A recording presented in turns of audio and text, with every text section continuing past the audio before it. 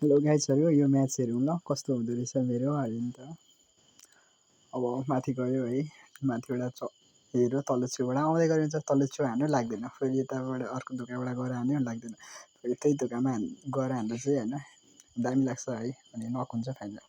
नक भइसकेपछि चाहिँ टक्क हेर्नु न रिभाइभ हुनु लागेको हुन्छ नि त। अनि मैले झरेर मार्छु, अनि मारेर है भित्र पस्छु, भित्र पसेर त्यहाँदेखि लड्दैछ भनेर यहाँ फार हान्छु होइन, छैन। अनि माथि जाँदा चाहिँ मेरो दुईजना साथीहरू नै नक भइसकेको हुन्छ क्या। अनि मैले चाहिँ बम हानेर दुईजनालाई नक गर्छु होइन। अनि बमले दुईजना नक हुन्छ नि त, दुईजना नक भइसकेपछि चाहिँ म फेरि तल जाँदा चाहिँ आउँदैछ क्या रेन्ज भनेर, अनि बल आएर टक्क हान्दाखेरि मर्छ क्या। अब ड्यामेज त्यति हुँदैन नि त, अनि ड्यामेज साथीहरूले नै हानिसकेर त्यत्रो लाग्छ नि त।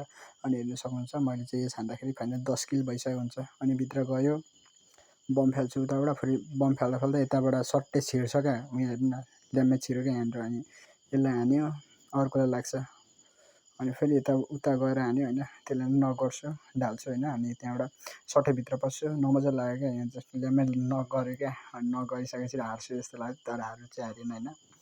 साथीहरूले बोया दिलायो नि त। अनि तपाईँहरूलाई नि मन परेमा भिडियो है फलो गरिराख्नु होला। नेक्स्ट भिडियोमा भेटौँला, बाई बाई।